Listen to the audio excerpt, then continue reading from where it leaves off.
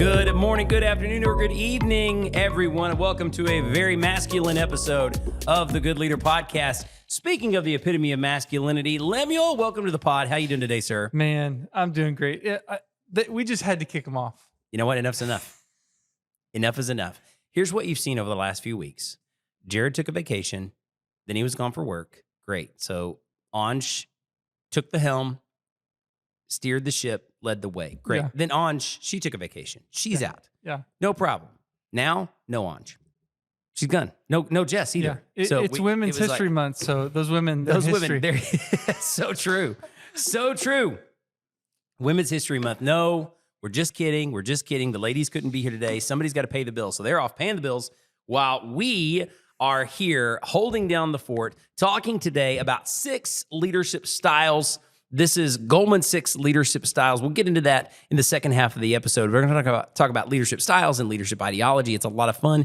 Probably take us more than one episode, but we'll at least get the introduction there. But before we get into that, Lemuel mentioned it. It is Women's History Month. And hey, to keep up with our tradition here for Women's History Month, do you know who Cecilia Payne is?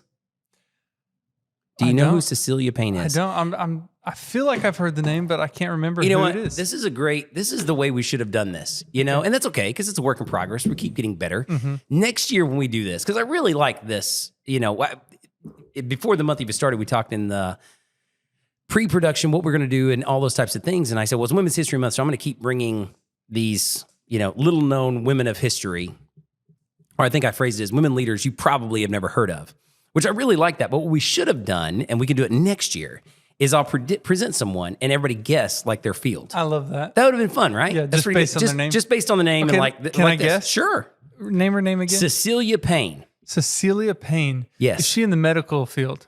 No, but that's a great guess. Okay. You know what? I applaud that effort. All right, She's actually an astronomer. Wow. Wow. Yeah, check this out. When Cecilia Payne was a student at Cambridge University in 1919, scientists believed that the sun and stars were made of the same stuff as the Earth. Now, hold on. This is pretty good. Trading Cambridge, United Kingdom for Cambridge, Massachusetts, she then became the first woman to earn a PhD in astronomy from Radcliffe College, Harvard's sister school. In her doctoral thesis, Payne determined that the actual temperatures of the spectral classes of stars and showed that they are mostly made of hydrogen and helium.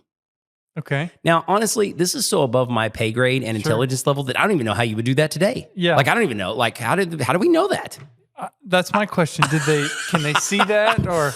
Well, it makes me want to research Cecilia Payne even more because she figured it out. Wow. The conclusion was so radical in 1925 that Payne was dissuaded from publishing it. But astronomers later called her work undoubtedly the most brilliant PhD thesis ever written in astronomy. Wow. In spite of her brilliance, astronomy was still very much a boys' club, and Payne spent 11 years as a lowly technical assistant at Harvard. In 1938, she was given the title of astronomer. In 1954, she became the first woman in the Faculty of Arts and Sciences to be promoted to a full professor, and later became the first woman to head a department at Harvard. Through the years of quiet dedication, she paved the way for many women astronomers and scientists after her. Wow. Cecilia Payne, woman of the stars. Sounds great. Sounds like she went through some pain to get where she got. Wow. Can't pass up a pun. Speaking of that, let's go to the dad zone. You got any dad zone? What did we say? We didn't say dad zone. What was it? I like that. Dad jokes? It wasn't just dad jokes, but I like it. Dad life? I don't know what we said. I can't remember. Tales from the dad life. You got any dad jokes? Dad life? Dad something going on? Dad moves? Did we call it dad moves? Maybe. Lyndon the other night, I went to go tucked her in, and she called me back in, wanted a glass of water or something. And I had eaten something. She said, Dad, what'd you eat? Like I'm in trouble. Let me smell your breath. And she said, you eat some peanut butter? I said, no. You eat some cereal? And then I said, no, I had some granola. And she wagged her finger at me. Oh, a little stinker. You're in trouble. That is cute. I love it. Well, you know what? Speaking of dad zone, how about the inspiration zone? You know what? Cue up the music. All right.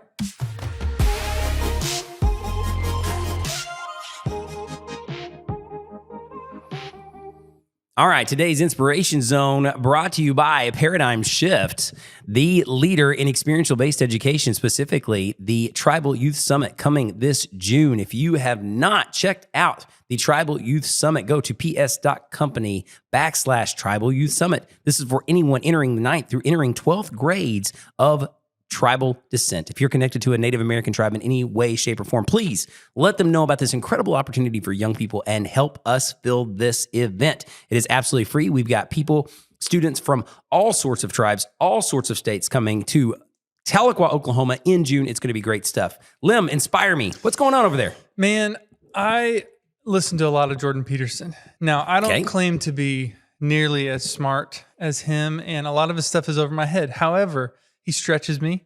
One of the people that he interviewed recently, I thought was pretty inspiring. He is a psychiatrist named Chris Palmer, and he has studied metabolism and how it's linked with mental disorders. So that's about as much as I can talk about. Okay. But it was really cool to see it sounds deep. That our mental state, our mental health can be linked to whether we work out, how we eat, our overall metabolism. So the cause and effect would be your metabolism. So when I hear the word metabolism, there's a little bit of, I have a little bit of ignorance going to show here because growing up, somebody might say, oh, they got a fast metabolism. Sure. You know what I'm saying? Like skinny kids, they got a fast metabolism. Fat kid, slow metabolism. Mm-hmm. You know what I'm saying? Mm-hmm. But that's not necessarily true, right? I mean, it's more like you have more control over your metabolism than we think. Like regular exercise, stretching, that can increase your metabolism. To what I understand, and this could be wrong. Okay. Somebody tell me if I'm wrong. It seems to be partially genetically related. Okay. But also partially not. It can be affected by how much you exercise, what you eat, how much you sleep, all that. Well, and so I guess the point of that podcast then, and what you're sharing the inspiration is, you know what? Actually, if we eat right, exercise, work out, increase that metabolism, we can decrease potential for mental health. He said a lot of the mental disorders he interacts with, and he gave one specific anecdote. I think this person dealt with a whole host of things. I think it was depression. I'm not sure it was schizophrenia, but some serious disorders. Yeah. He found that when he was eating right and exercising, those effects of those disorders greatly decreased. Okay. So I thought that was interesting. If I'm dealing with, brain fog or, in a lesser sense, I don't have mental disorders, but, just it's a good reminder to take care of myself. Wow. Okay. That's good stuff. My inspiration zone is kind of a book and a coaching event. The book is Who, Not How. Great book put out by Dan Sullivan and Dr. Benjamin Hardy. I am a part of the Strategic Coach community. Just started it this year. Good Leader Podcast. I wanted to stretch myself, increase my own personal capacity. And so I was looking for a coaching program. Been looking for about a year, actually. And tried a few things, tested a few different waters. And I mean, I wanted pretty high level, meaning I was willing to invest a considerable amount if I felt like it was worth it. And where we are as a team, where we are as an organization, I felt like, you know what, it is going to take a substantial investment, both money and time. And everything that I kept seeing, I read the book 10X is Easier Than 2X. That's by the same individuals. And I was like, you know what? Everything I keep reading, everything I'm seeing from this group is good. I like it. I'm growing from it. I'm going to check into their Big Daddy coaching. Mm-hmm. And so I'm a part of it. I'm going to go 4 times this year. I went the first time. In preparation for it, they sent me the book Who, Not How. So I read that book and went to Chicago for this one-day event. It was absolutely fantastic. So I was in a room. It's specifically for entrepreneurs. So 50 entrepreneurs from across the country. And I learned a lot, met a lot of really great people. As a matter of fact, while we're sitting here, I just got a text message from my friend Raul, whom I met that day. And it was very stretching. But the biggest thing, the inspiration zone for me, is it's so great in the book Infinite Game by Simon Sinek. He talks about these 5 traits of infinite organizations, and one of them is have a worthy rival. And your worthy rival is not someone, they can be a direct competitor, they can be, but it's not necessarily someone that you're wanting to beat all the time, but it's someone that challenges you to make you better. I think of the idea of growing up playing sports. If you always play to lesser competition, you're not getting better. Yeah. It's like if I'm the 8th grader playing against the kindergarten, beating up on the 3rd graders, like, well, okay, you're not getting better, kid. Yeah. But always, that's why my dad always, and mom for that matter, my mom and dad encouraged me to play up. It was like, okay, I'm in 8th grade. Well, go to the 9th grade team. Well, okay, God, play up. And I always felt like, geez Louise, I'm just losing. But they knew, yeah, but you're getting better. That's good practice, playing up. Well, that's kind of your worthy rival. Someone who is on your level, makes you better, challenges you. You don't look at them and feel inferior, but you don't look at them and smoke them in the dust either. So the worthy rival, going to this was a worthy rival for me. Okay. This organization, which is in leadership development, they're specifically for entrepreneurs. So we're not that niche, but in our world of leadership development, their office in Chicago was beautiful. I was so enamored. I was like, oh my goodness, you walk in and you just see this wall of all of their books and published materials that you can purchase there. And I was like, yes, I'm like, one of these days, okay, this is it. This is it. And you walk into their workspace, their workshop space, and they had two great screens that she used for the projection, and that she had two like TVs where she could use as a smart board. It was phenomenal. Wow. It was great. I loved it. And it just really, truly, as far as inspiration zone, it showed me, okay, with Paradigm Shift, that's the next level. That's a level. Like right now, we do leadership training all across the country, and we're very proud of that. But we don't have our own facility to that degree where people can come and see us. We go and work with teams. And I was inspired by it. I loved it. And a little nod, the book, Who, Not How. It is a great read for great resource for leaders of all levels. So check it out. Yeah, it's good stuff. Can you explain the worthy rival? Can it apply to not a person? Totally. Does the principle apply to a thing? Oh, it can. It sounds like a. What do you have in mind? Well, I'm just I trying think to the answer is yes. Understand that a little bit because. Well, it sounds great. It is. Well, that book would be another great book. I've mentioned it on the pod before, but it's called Infinite Game by Simon Sinek. And he shares 5 things. I don't know if I could recite them from memory. The first one is like, have a just cause, be existentially flexible, have a worthy rival. So on the worthy rival part then, the idea is if you want to have an infinite game, and the entire premise of the book is infinite games versus finite games, that a finite game is something that has a distinct beginning and a distinct end, and there's a score, and there's a winner, and there's a loser. So for example, if you and I go play basketball, that's a finite game. You know, we go play pickup on mini Thursdays. That's a finite game. Like whoever shows up, we're going to play 3-on-3 and we're going to play to 12 and that's the game. Boom. It's over. Winners, losers. Infinite games, conversely, do not have a distinct beginning or a distinct end. There may be some ground rules, like it may be a game, like there might be some rules or etiquette in the ways that we interact, but it's infinite. It's ongoing. For example, friendship is an infinite game. So for you and I, when did we become friends? It's tough to say. It's like, well, we kind of met each other. We went and had coffee. Then you started doing some work for Paradigm. You know what I'm saying? But like the moment, it's hard. Sure. Same thing with love. What's the moment you fell in love with your wife? Well, we might have a romantic idea and there might be a moment they remember. But the truth is it's probably pretty blurry. You know, it's like, well, okay, it's kind of, there's no beginning. There's certainly no end. Yeah. So friendship, love, his proposition in the infinite game is that business is an infinite game that we treat like a finite game. So we treat it like a finite game in that we look at quarterly reviews, quarterly numbers, quarterly goals, all of the things that you've got to, you know, we've got to hit this mark, hit this mark, hit this mark. And if we don't, then, you know, it's a disaster. Things fall apart. People get fired. He suggests that we treat things more infinitely. And so with that, have a worthy rival, it can certainly be like a business to business. So for example, CVS and Walgreens may be worthy rivals. Okay, gotcha. You know, it can be, I can see a person as a worthy rival, but I could also see an entity as a worthy rival, you know, like, oh man, that, I'm trying to think of a good example. Like for me, I mean, like I said, and it's not somebody that you're like, you want to take down. Yeah. I was even looking like I'm a part of Strategic Coach and I admire them. I respect them. I'm a part of it. I'm paying for it. It's great. But Somebody or something that helps you strive. It strives, it stretches, and they're not so far in front of you that you go, oh gosh, that's intimidating and I could never be there. But they're also not so far behind you that you feel like, yeah, we're smoking them. You know what I'm saying? Like that's why he uses the term worthy rival. Sure. And it makes you get better. And then it's going to be cross competition. Like obviously Disney is light years away from us from business scale, but I use Disney's customer service as our worthy rival, specifically the customer service. That makes sense? Yeah. Where it's like, yeah, we're not Disney but you can to scale, but I can say our customer service, this is our competition. This is our worthy rival. We want to look at these principles, look at these ideas, and how can we get better? You know, I shared a couple of episodes ago about what I learned from Disney, and so I take a lot of inspiration there, knowing that wow, how can we be like this? That's the worthy rival. That answer? Yeah, That help I clarify? That does. Thanks. Excellent, absolutely. Well, that's the inspiration zone. When we get back, we're going to dive into these 6 leadership styles and break them down a little bit.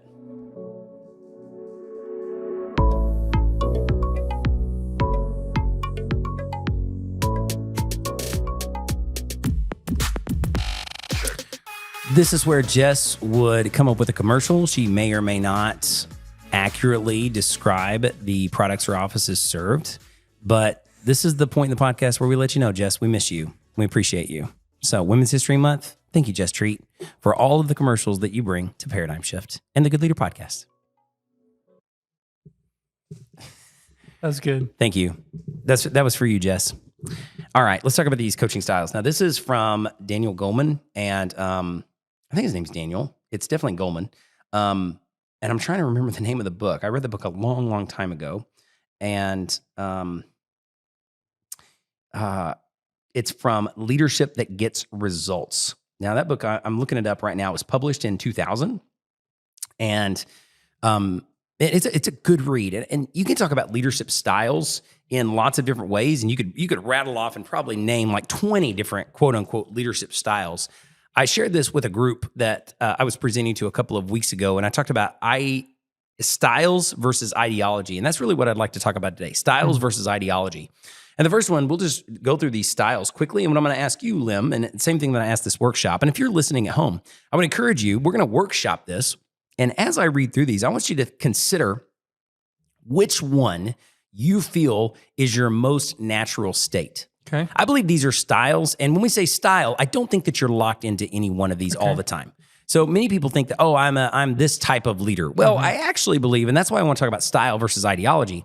I think that we can be locked into an ideology and then have multiple styles within it. That makes sense. So these are leadership styles, and I think that you can improve in these, and I think you can have any one of these styles at any given time, but we do have natural inclinations. Okay.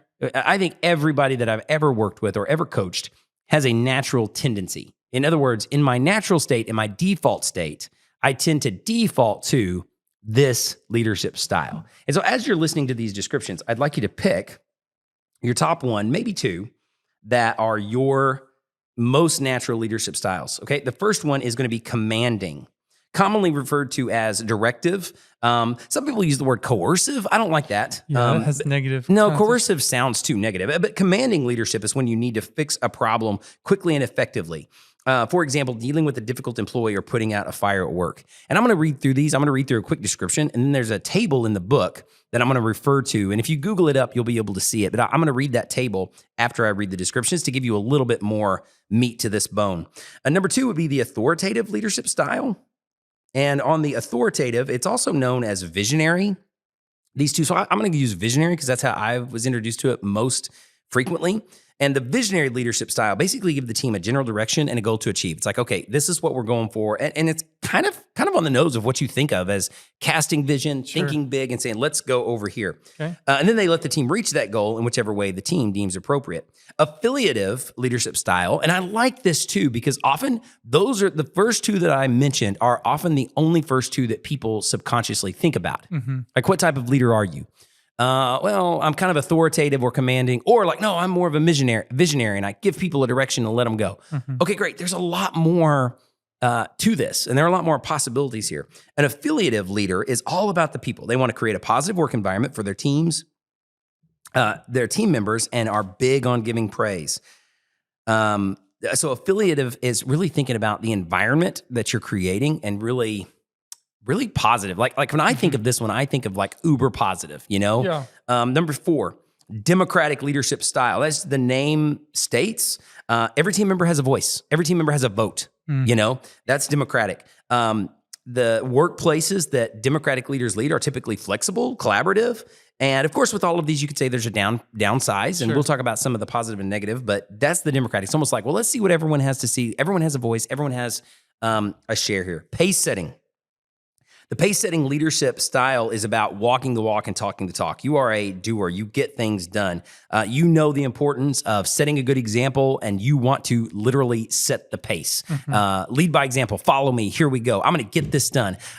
If you often look at your results to prove your leadership, you may be a default pace setter. Like, are you a good leader? Yeah, look what I've accomplished. A, B, C. You may have a default pace-setting idea. And finally, coaching. Coaching or mentoring, you focus on personal development. You focus on team members, not just meeting goals or quotas, but you really work on one-on-one improvement. You're big on improving individually and helping people achieve excellence through your mentoring and your coaching. So those are the 6 styles in summary. The chart is very helpful. And in each one of these, I'm going to go through these again. And once again, my question to you, this podcast is really, I hope that you really maybe learn some new terminology today. You know, sometimes when we share ideas on the podcast, we just explore thoughts. Mm-hmm. This one is more workshop style, where I really hope that you can think about, I've never heard that style, or I've never even thought of myself as that type of leader or using that type of leadership in different ways. So I'm going to go through. That was the overview. You may already have one that you're leaning to right now. Which one are you leaning toward, Lim? Even without hearing this next set of descriptors. Yeah, I think I tend to lean towards pace setting. Okay, all right. That's definitely my top 2. Okay, pace setting and visionary are my top 2, and I'm not sure which one is my number 1. I would say in previous areas, I would also lead in visionary ways. Okay, like to kind of all say, right. here's the big picture. Yep. Y'all do what you know to do. Okay, so I'm going to read through, and with each of these, commanding, for example, it's the leader's MO is to demand immediate compliance. That's for commanding.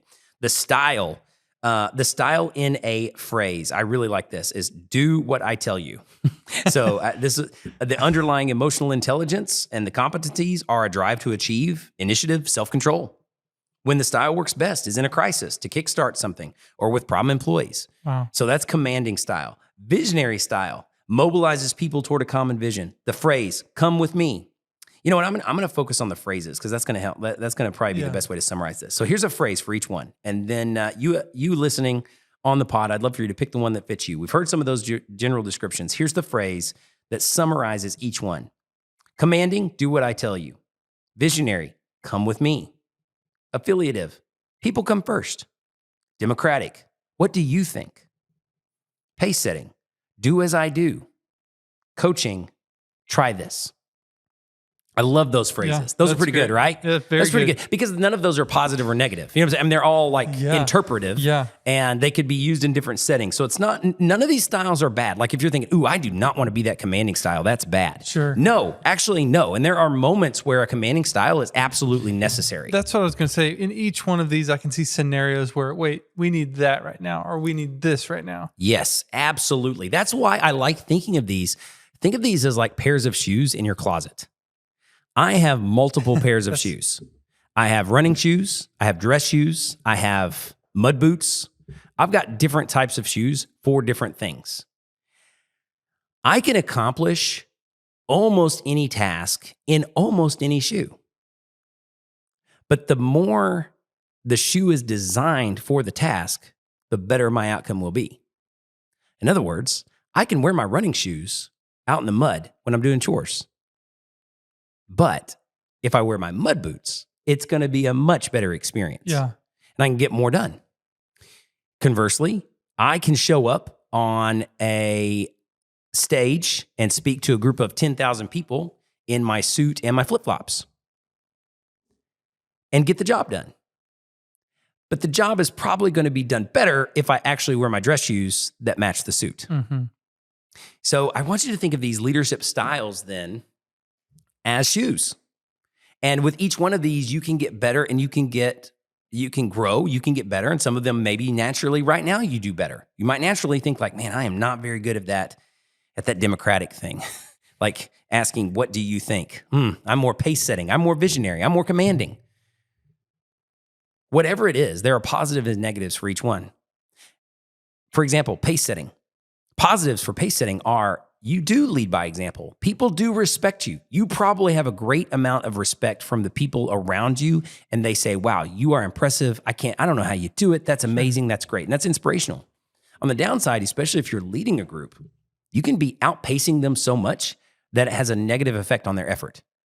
In other words, if I look at Lemuel and I say, man, he is just getting so much done. I'm never going to, I can't keep up, so I'm not going to start.